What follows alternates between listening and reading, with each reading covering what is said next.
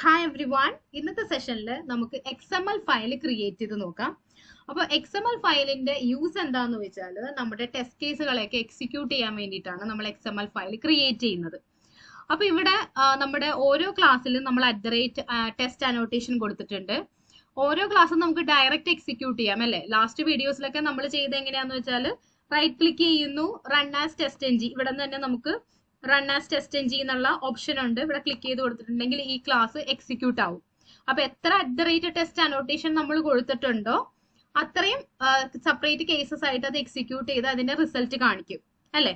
അല്ലെങ്കിൽ നമ്മൾ once execute ചെയ്ത് കഴിഞ്ഞാൽ നമുക്ക് ഇവിടെ നിന്ന് ഡയറക്റ്റ് ഇവിടെ പോയിട്ട് ഈ റണ്ണിൽ നിന്ന് നമുക്ക് സെലക്ട് ചെയ്തിട്ട് എക്സിക്യൂട്ട് ചെയ്യാം അല്ലെ? അപ്പൊ ഇങ്ങനെയാണ് നമ്മൾ യൂഷ്വലി ഒരു ക്ലാസ്സിന് നമ്മൾ എക്സിക്യൂട്ട് ചെയ്യുന്നത്. ഓക്കെ, ഇനി ഇവിടെ നല്ലാതെ ഇങ്ങനെ ഡയറക്റ്റ് റൺ ആസ് കൊടുത്ത് അല്ലെങ്കിൽ മേളിലത്തെ റൺ ബട്ടൺ ക്ലിക്ക് ചെയ്ത് എക്സിക്യൂട്ട് ചെയ്യുന്നതിന് പകരം അല്ലെങ്കിൽ അത് കൂടാതെ നമുക്ക് TestNG XML ഫയലിൽ നിന്നും ടെസ്റ്റ് കേസുകളൊക്കെ റൺ ചെയ്യാം. ഓക്കെ, അപ്പൊ അതെങ്ങനെയാണ് ക്രിയേറ്റ് ചെയ്യേണ്ടത് നമുക്ക് ആദ്യം നോക്കാം, എന്നിട്ട് അതിന്റെ അഡ്വാൻറ്റേജ് നോക്കാം.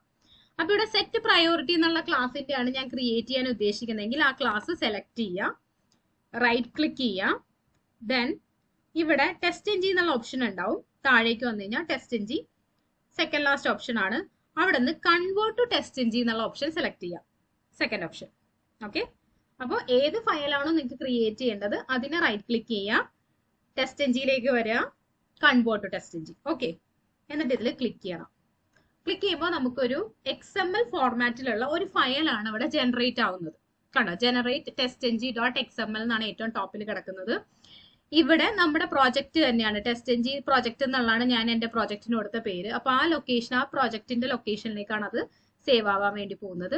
ഇനി testng.xml എന്നുള്ള പേരിലാണ് ഈ ഫയൽ ഇവിടെ ജനറേറ്റ് ആവുന്നത്. ഇതിന്റെ പേര് വേണമെങ്കിൽ നിങ്ങൾക്ക് വേറെ കൊടുക്കണമെങ്കിൽ കൊടുക്കാം, ബട്ട് .xml എന്നുള്ള എക്സ്റ്റൻഷൻ നിങ്ങൾ കളയരുത്, അത് അവിടെ ഉണ്ടായിരിക്കണം. അതല്ലാതെ നിങ്ങൾക്ക് TestNG ന്യൂവോ ഇപ്പൊ നമ്മൾ ഗ്രൂപ്പ് ചെയ്ത് ടെസ്റ്റ് കേസ് ഓടിക്കുന്നുണ്ടെങ്കിലൊക്കെ നിങ്ങൾക്ക് ആ പേരുകൾ മാറ്റി കൊടുക്കാം. ഓക്കെ, ഇനി ഇവിടെ നിങ്ങൾക്ക് കാണാം നമ്മൾ സെലക്ട് ചെയ്ത ക്ലാസിന്റെ പേര് ഇവിടെ വന്നിട്ടുണ്ട്. കണ്ടോ, ആദ്യം കിടക്കുന്ന com.testng.sessions എന്നുള്ളത് പാക്കേജ് ആണ്. അതിനകത്താണ് സെറ്റ് പ്രയോറിറ്റി എന്നുള്ള ക്ലാസ് ഞാൻ എഴുതിയിട്ടുണ്ടായിരുന്നത്. അപ്പൊ ഇവിടെ കണ്ടോ, com.testng.sessions എന്നുള്ളതാണ് എന്റെ പാക്കേജ്. അതിൽ സെറ്റ് പ്രയോറിറ്റി എന്നുള്ള ക്ലാസ് അത് വെച്ചിട്ടുള്ള അത് എക്സിക്യൂട്ട് ചെയ്യാൻ വേണ്ടിയിട്ടുള്ള ഒരു XML ഫയലാണ് ഇവിടെ ജനറേറ്റ് ആയിരിക്കുന്നത്. അപ്പൊ ഇതിൽ നിങ്ങൾക്ക് വേറെ ഒന്നും ചെയ്യാനില്ല, ഇത്രയും കാര്യങ്ങളൊന്ന് മനസ്സിലാക്കി വെക്കുക, എന്നിട്ട് ഫിനിഷ് കൊടുക്കുക. വേറെ ഒന്നും നിങ്ങൾ ചെയ്യണമെന്നില്ല, പേര് മാത്രമേ ഉള്ളൂ. ഇവിടെ നിങ്ങൾക്ക് മാറ്റണമെങ്കിൽ മാറ്റാം, അല്ലെങ്കിൽ TestNG XML ഫയലായിട്ട് തന്നെയാണ് ക്രിയേറ്റ് ചെയ്യണം. ഫിനിഷ് കൊടുക്കുക. ഫിനിഷ് ചെയ്ത് കഴിഞ്ഞാൽ നമ്മുടെ പ്രോജക്റ്റിൽ pom.xml താഴെയായിട്ട് testng.xml എന്നുള്ള ഫയൽ വരും. ഇപ്പൊ നിങ്ങൾ നേരത്തെ കണ്ട ആ XML സംഭവങ്ങൾ ഇവിടെ ഉണ്ടാവും, ആ ക്ലാസ് ഇവിടെ ഉണ്ടാവും. കണ്ടോ, സെറ്റ് പ്രയോറിറ്റി. ഓക്കെ, ക്ലാസ്സസ് എന്നുള്ളതിൻ്റെ അകത്ത് ക്ലാസ്സസ് എന്നുള്ള ടാഗിന്റെ ഉള്ളിൽ ക്ലാസ് വന്നു, വീണ്ടും ആ ക്ലാസ്സസ് ടാഗ് ക്ലോസ് ചെയ്യുന്നു. ഇങ്ങനെ ഒരു ഫോർമാറ്റിൽ നമുക്ക് TestNG XML കിട്ടി.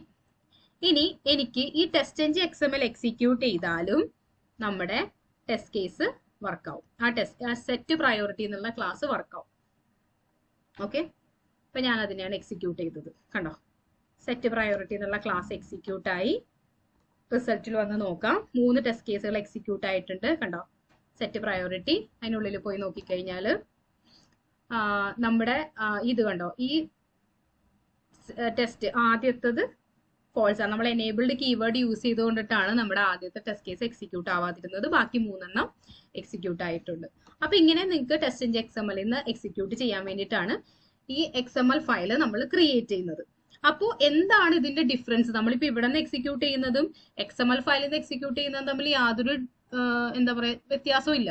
പിന്നെ എന്തിനാണ് അങ്ങനെ ഒരു ഫയൽ ക്രിയേറ്റ് ചെയ്യുന്നത്? അതാണ് അടുത്ത നിങ്ങളുടെ ഒരു കൺഫ്യൂഷൻ ഉണ്ടാവാനുള്ള ചാൻസ്. TestNG XML ഫയലിന്റെ പ്രത്യേകത എന്താണെന്ന് വെച്ചാൽ നമ്മൾക്ക് എത്ര ക്ലാസ്സുകൾ വേണമെങ്കിലും ആഡ് ചെയ്ത് കൊടുക്കുക എന്നുള്ളതാണ്. ഓക്കെ, അതായത് ഒരു ഓട്ടോമേഷൻ സ്ക്രിപ്റ്റിലേക്ക് വരുമ്പോൾ നമ്മൾ ഒരു ക്ലാസ് എക്സിക്യൂട്ട് ചെയ്യുന്നതിന് വേണ്ടിയിട്ടല്ല ഓട്ടോമേഷൻ സ്ക്രിപ്റ്റ് എഴുതുന്നത്. നമ്മുടെ ഒരു ആപ്ലിക്കേഷനിൽ നമുക്ക് ഒരു 1000 അല്ലെങ്കിൽ 10,000 ടെസ്റ്റ് കേസസ് ഉണ്ടാവും ഓട്ടോമേറ്റ് ചെയ്യാനായിട്ട്. അത് നമ്മൾ പല ക്ലാസ്സുകളായിട്ട് ക്രിയേറ്റ് ചെയ്തിട്ട്, ഇവിടെ ഇപ്പോൾ ഫസ്റ്റ് സ്ക്രിപ്റ്റ് എന്ന് പറഞ്ഞൊരു ക്ലാസ് ഉണ്ട്, പിന്നെ സെറ്റ് പ്രയോറിറ്റി ഉണ്ട്, അതുപോലെ നിങ്ങൾക്ക് ഓരോ പേജുകളായിട്ട് ചിലപ്പോൾ ടെസ്റ്റ് കേസുകൾ ഉണ്ടാവും.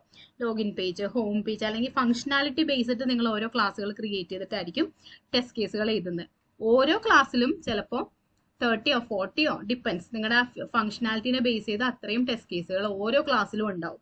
അപ്പൊ നമുക്ക് ഒരു ക്ലാസ്സിന്റെ എക്സിക്യൂഷൻ കഴിഞ്ഞിട്ട് അവിടെ വെയിറ്റ് ചെയ്തിരുന്ന് അടുത്ത ക്ലാസ്സിന്റെ എക്സിക്യൂഷൻ ചെയ്യുന്നത് വരെ വീണ്ടും ആ കംപ്ലീറ്റ് ആയി അടുത്ത എക്സിക്യൂഷൻ കൊടുത്ത് അങ്ങനെ ഒരാൾ അവിടെ ഇരിക്കേണ്ടി വരും. ഓരോ പ്രാവശ്യം എക്സിക്യൂഷൻ, ആദ്യത്തെ ക്ലാസ്സിന്റെ എക്സിക്യൂഷൻ കഴിഞ്ഞു, ഓക്കെ, അപ്പൊ ഇനി രണ്ടാമത്തെ ക്ലാസ് എക്സിക്യൂട്ട് ചെയ്യാം എന്ന് പറഞ്ഞിട്ട് നമ്മൾ ഡെഡിക്കേറ്റഡ് ആയിട്ടൊരു റിസോഴ്സിനെ ഈ സിസ്റ്റത്തിന്റെ മുന്നിൽ ഇരുത്തേണ്ടി വരും. നമ്മുടെ ഒരു റിഗ്രഷൻ ടെസ്റ്റ് കേസുകളോ അല്ലെങ്കിൽ ഒരു എന്താ പറയുക ഇന്റഗ്രേഷൻ ടെസ്റ്റ് കേസുകളോ ഒക്കെ എക്സിക്യൂട്ട് ചെയ്യേണ്ടി വരുന്ന സമയത്ത്, അല്ലേ? കാര്യം ഇങ്ങനെയാണല്ലോ നമ്മൾ യൂഷ്വലി എക്സിക്യൂട്ട് ചെയ്യുന്നത്. ഇവിടെ നിന്ന് റൈറ്റ് ക്ലിക്ക് ചെയ്യുക, ഓരോരോ ക്ലാസ് ആയിട്ട് എക്സിക്യൂട്ട് ചെയ്യാം. അപ്പോൾ അത് ഒഴിവാക്കാനായിട്ടാണ് നമ്മുടെ TestNG XML ഫയൽ ഉള്ളത്. ഇതിൽ നമുക്ക് ഇപ്പോൾ ഒരു 100 ക്ലാസ്സുകൾ നിങ്ങൾക്ക് എക്സിക്യൂട്ട് ചെയ്യണമെങ്കിൽ ഈ ക്ലാസ്സസ് എന്നുള്ള ടാഗിന്റെ ഉള്ളിൽ നിങ്ങൾ കൃത്യമായിട്ട് ആ ക്ലാസ്സുകളുടെ പേരുകൾ കൊടുത്താൽ മതി. അപ്പൊ ഇവിടെ നമ്മൾ സെറ്റ് പ്രയോറിറ്റി എന്നുള്ള ക്ലാസ് കൊടുത്തു, അല്ലെ? അപ്പൊ ഇവിടെ ഇതിന്റെ കോപ്പി എടുക്കാം, എന്നിട്ട് അടുത്ത ക്ലാസ് നിങ്ങൾ അത് ആ ലൈൻ തന്നെ പേസ്റ്റ് ചെയ്യാം. കാര്യം അത് ഒരേ പാക്കേജ് ആയതുകൊണ്ടാണ് ഞാൻ അത് തന്നെ പേസ്റ്റ് ചെയ്യാൻ പറഞ്ഞത്.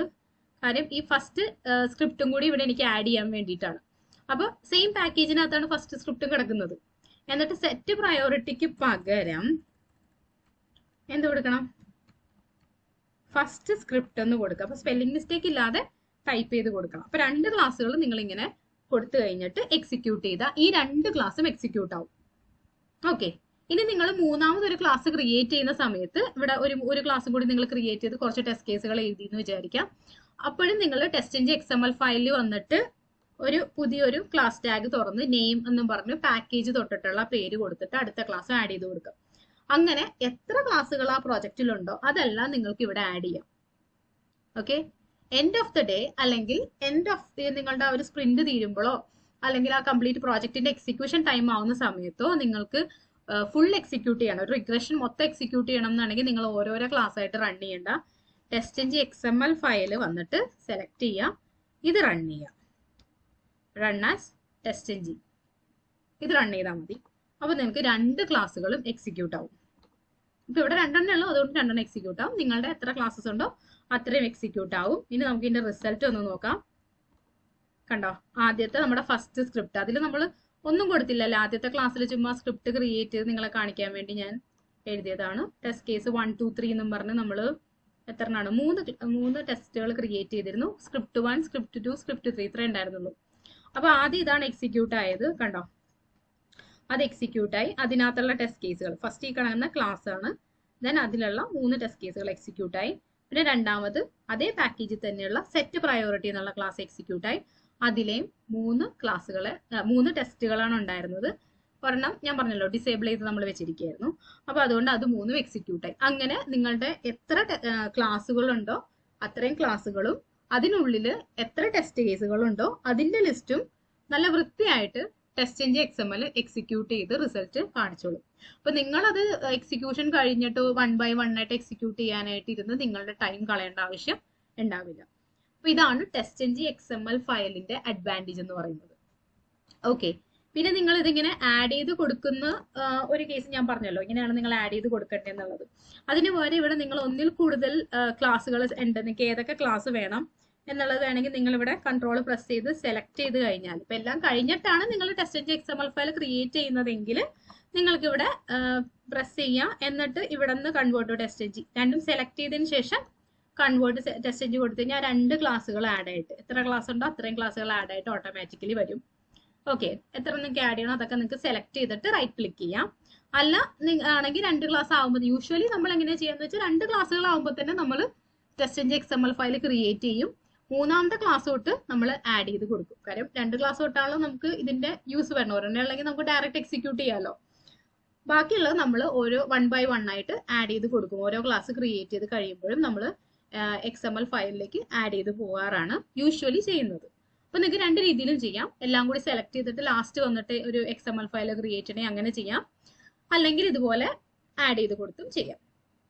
ഓക്കെ, അപ്പോൾ TestNG XML-നെ XML ഫയലിനെ TestNG ഫ്രെയിംവർക്കിന്റെ ഹാർട്ട് എന്നാണ് പറയുന്നത്.